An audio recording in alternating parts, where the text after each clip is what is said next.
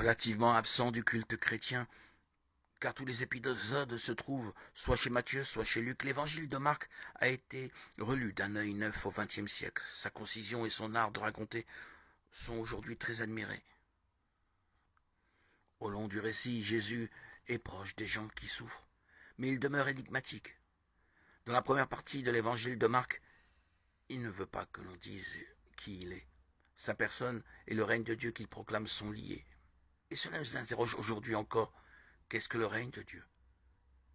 Que veut dire exactement le mot Christ? À ces questions de la foi chrétienne, personne ne doit répondre trop vite. Il faut du temps. Il faut cheminer avec les disciples. Il faut passer par le trouble que provoque l'action, la mort et la résurrection du Fils de Dieu. L'évangile de Marc est un récit pour apprendre sans hâte à devenir chrétien. Son symbole est un lion, image des bêtes sauvages que Jésus domine lors de son séjour au désert. Chapitre 1, verset 13.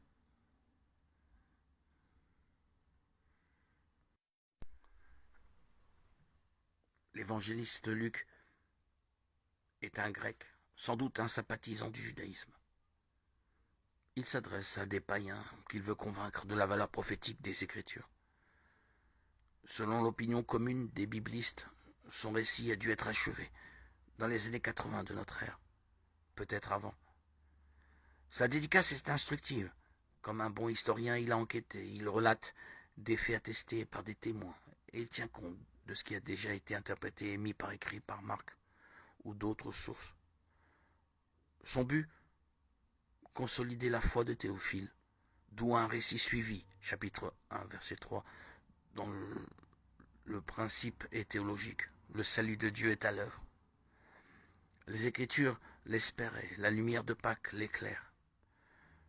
Luc est un artiste qui s'applique à rendre visible l'invisible. Nous savons ce qu'on a pu faire de la loi, comment il a été possible de trahir radicalement son esprit, d'en laisser tomber l'essentiel, la justice, la bonne foi, Matthieu 23, 23, au profit des prescriptions minutieuses, superstitieusement observées. On sait surtout comment beaucoup ont cru pouvoir trouver dans l'accomplissement scrupuleux des préceptes de la loi l'occasion d'un radical et méprisant orgueil, comme si le salut consistait en cela, devenant ainsi leur œuvre à eux. Et dès lors, on comprend les invectives de saint Paul, soudain éclairé par la grâce, et se faisant avec passion l'avocat de la foi contre une loi considérée indûment comme expression et source de salut.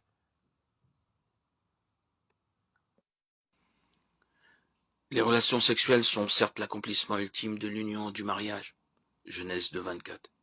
Mais l'acte sexuel n'équivaut pas au mariage, sinon le sexe avant le mariage n'existerait pas, puisqu'un couple qui aurait des relations sexuelles serait automatiquement marié.